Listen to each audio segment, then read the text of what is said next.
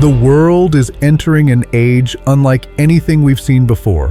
What many are calling artificial intelligence is not simply machine logic or automation. It is the hybridization of humanity, a fusion of technology, corrupted wisdom, and demonic influence. Biological beings are being created in secret. They look human, they speak like us, but they were engineered, not born, crafted to host spirits to mimic the image of man without the breath of God. This is not innovation. This is infiltration. Just as it was in the days of Noah, the human line is being tampered with. The sons of God must discern the hour. But the transformation is not only biological, it is economic. The word from Zion is advising the saints, prepare wisely. The financial systems of the world are collapsing. The currencies we've trusted are being systematically weakened. Soon, many will wake up to find that their wealth has been devalued, their access limited, and their dependency deepened. So, what must the sons of God do? Return. Return to how our ancestors lived. They tilled their land. They stored grain. They built with the earth and traded with integrity. They trusted in what God gave, not in what man manufactured. Now is the time to invest in assets, land, water, seeds, gold, skills, build businesses rooted in creation, strengthen community economies, raise children in truth and self-sufficiency. This is not a message of fear, it is a call to wisdom. As the systems of this world grow more artificial, the sons of God must become more original, anchored in God, filled with the Spirit, and rooted in divine order. The hybrid age has begun, but the restoration has also begun. The world is changing, but the sons of God will prevail.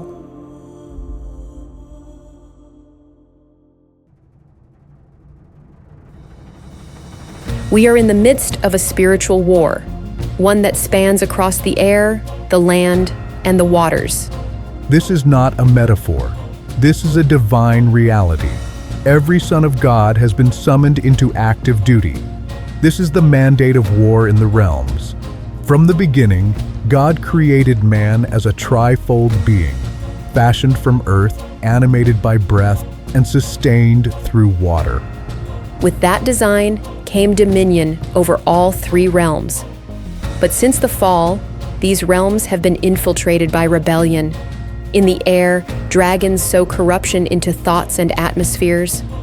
In the waters, marine spirits manipulate bloodlines and generations. On the land, serpents enforce affliction, delay, and generational curses.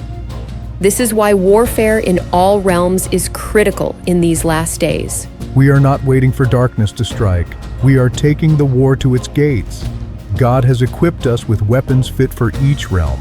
The sword of the Spirit for aerial warfare, the breastplate of righteousness for the waters, the shield of faith and gospel of peace for the land. And now a prophetic moment is unfolding. The bond servant of Christ is entering a strategic time of prayer with each tribe.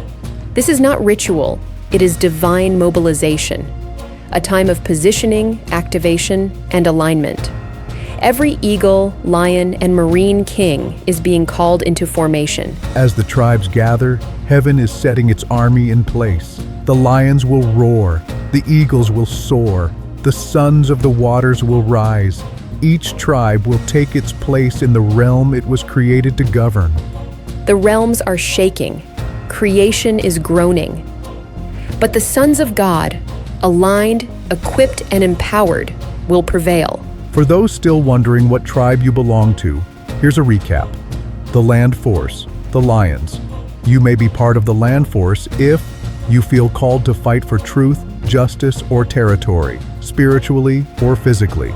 You often face battles related to health, land, family inheritance, or identity. You thrive in direct confrontation and are unafraid to challenge strongholds. You have dreams or visions of lions, serpents, or ground-level warfare. You carry an inner drive to build, reform, or restore. The Air Force, the Eagles. You may be part of the Air Force if you often dream of flying, soaring, or being in the sky. You perceive shifts in atmospheres and carry a burden to intercede. You receive divine insights, prophetic words, or strategic downloads. You're drawn to governance, teaching, or spiritual reform. You function well as a watchman, strategist, or prophetic voice. The C Force, the authorities. You may be part of the C Force if you are often involved in emotional, relational, or generational healing. You experience spiritual warfare connected to lust, seduction, or family ties. You dream of oceans, rivers, or battling marine entities. People naturally confide in you or seek your counsel. You're gifted in music, creativity, intercession, or nurturing others into purpose. Mount Canlaon erupted in the Philippines on April 8, 2025, sending ash 4 kilometers into the sky and displacing over 8,600 families across 34 villages. The eruption aligns with Pastor John Anosike's prophetic word released during the April prayer and fasting week and the crossover night service, where he foresaw volcanic activity. Fires near the crater were later contained by rain, and Alert Level 3 was issued.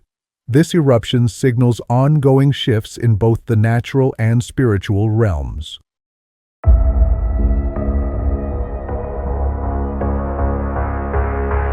The body of Christ is being urgently called to divine alignment in this final move of God. Believers must clearly discern their individual assignments, whether to lead or serve, and walk in them with humility, order, and spiritual maturity. Serving under a true man of God requires deep understanding, honor, and self-awareness. Many are being warned against self-deception, comparison, or misplaced zeal that leads to disorder in the house of God. This is not a season for ambition, but for accurate positioning. Standing by the anointed is a prophetic calling. Those who do so with purity and precision will share in the prophet's reward. Each role, whether in service, support, or leadership, carries eternal significance. The final spiritual battle has begun, and the sons of God must take their place in divine order without breaking ranks.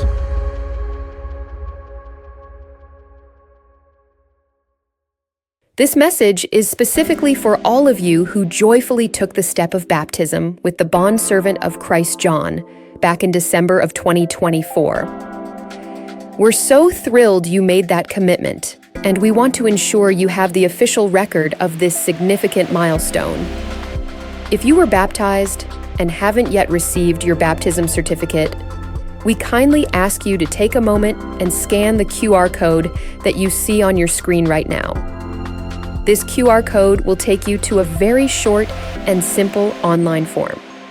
All you need to do is fill in a few details so we can make sure your certificate is accurately prepared and sent to you as soon as possible. It's a quick and easy process, and it will help us get your important document into your hands. So if you were baptized in December 2024 and are still waiting for your certificate, do scan the QR code on your screen and fill out the form at your earliest convenience. Thank you, and God bless. Thank you for joining us this week on D-Realms Bulletin. Until next time, see you in the realms.